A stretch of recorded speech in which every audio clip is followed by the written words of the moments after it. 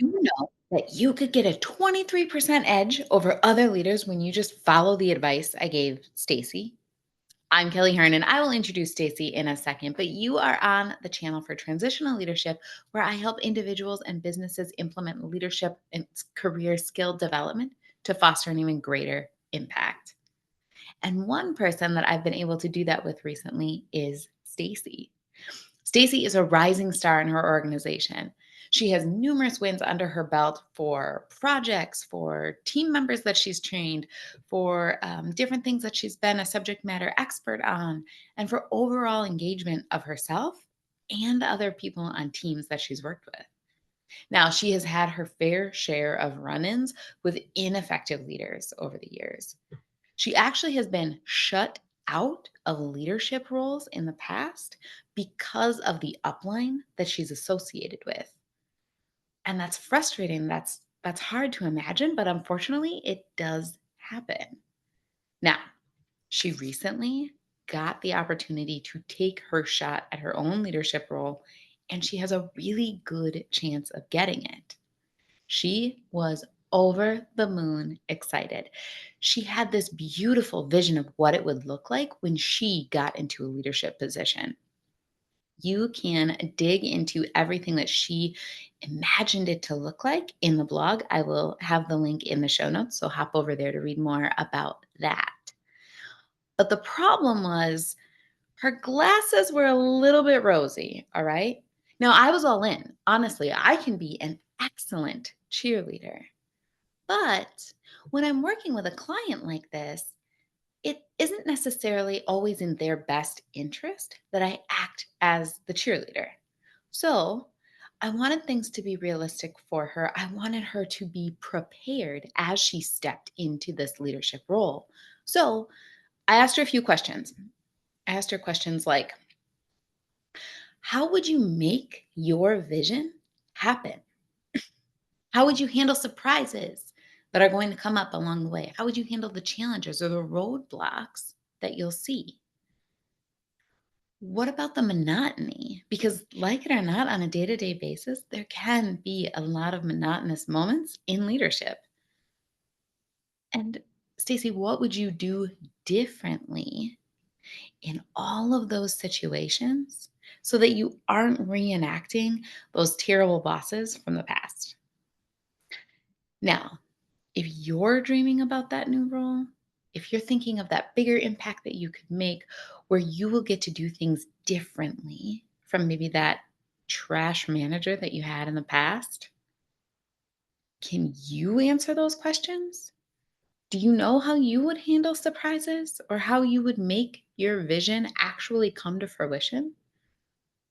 Do you know how you would handle any roadblock that came your way?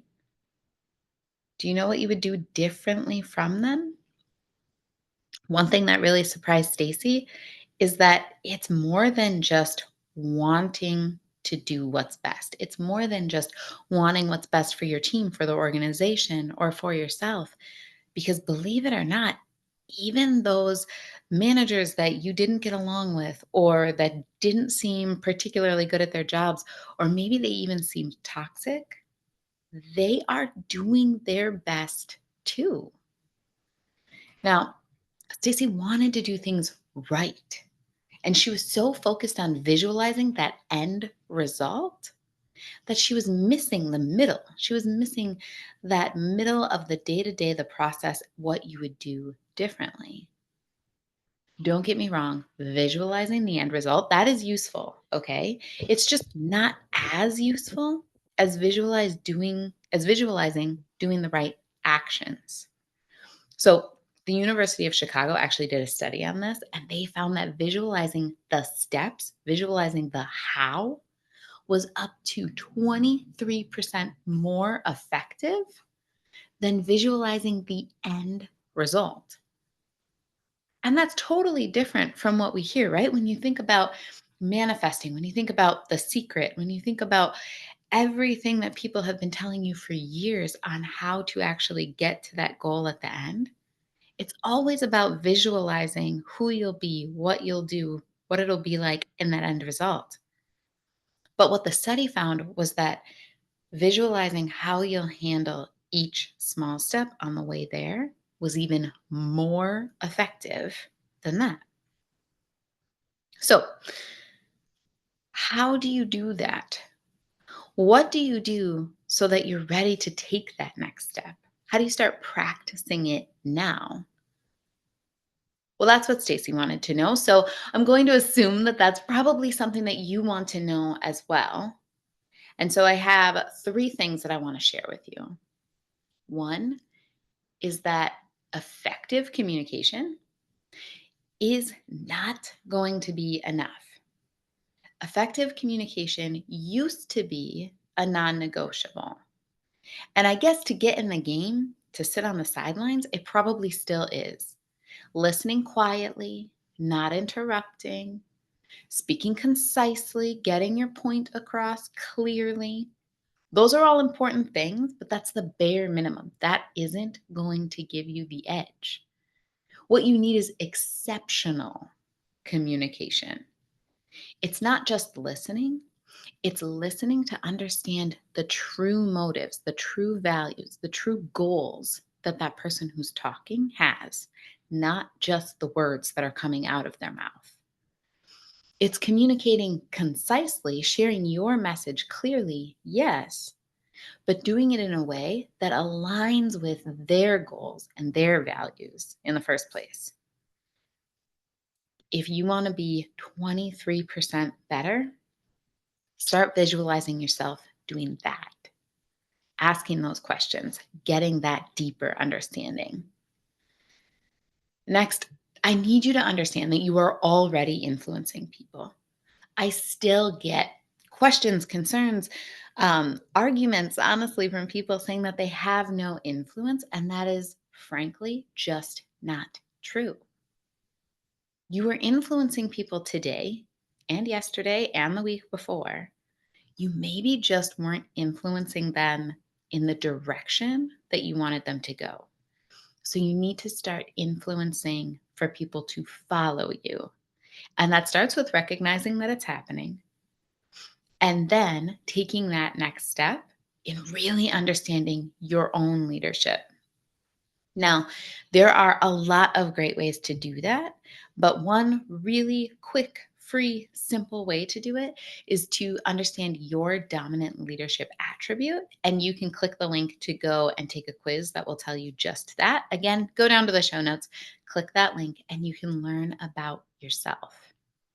You can learn about what it means for you to influence and what your most dominant way of thinking about influencing is. Then I really want to encourage you to learn your strengths. Still pretty quick, still pretty painless, not exactly free, but Strengths Based Leadership is the book that can help you do just that. And I'll have the link for that below as well. Really understanding yourself will help you influence others in the direction that you want them to go.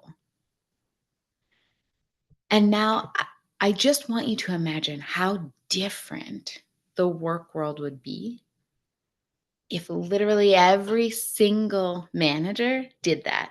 If every single manager worked on exceptional communication, if every single manager recognized that everything that they were doing was influencing other people, and if they really truly knew themselves as leaders so that they could put all of these pieces together, if they focused on that for just 6 months, can you imagine where we would be in our workplace cultures and our workplace results? Now, double edged sword here. They won't. They don't. They haven't, right? So that's unfortunate. But that is where you get a leg up. That is where you get the opportunity to spend the time here and commit yourself to being better. So, a few questions for you. How will you communicate your ideas, your plans, and your vision? How will your specific skills, strengths, and leadership attributes equip you to handle the surprises, the challenges, and yes, even that monotony that you're going to face? And what will you do to intentionally influence differently than those negative managers that you have had in the past? Write those out, answer those questions, do those journal prompts, because that is what's going to help you visualize all of this so that you have that edge as you walk into that next leadership role. With your commitment to developing your personal leadership, your communication, and your influence, you will see a complete transformation.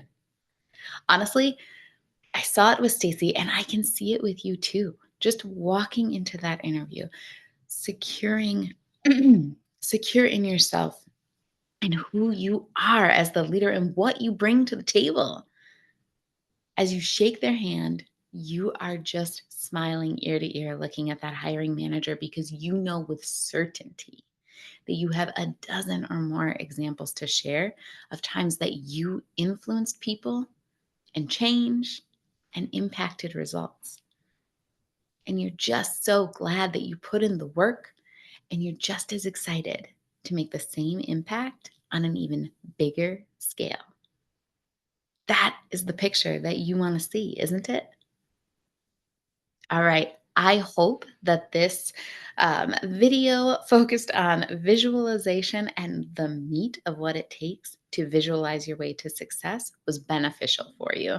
I hope you see that it is not just the woo, but it's actually the work that takes you to that next level.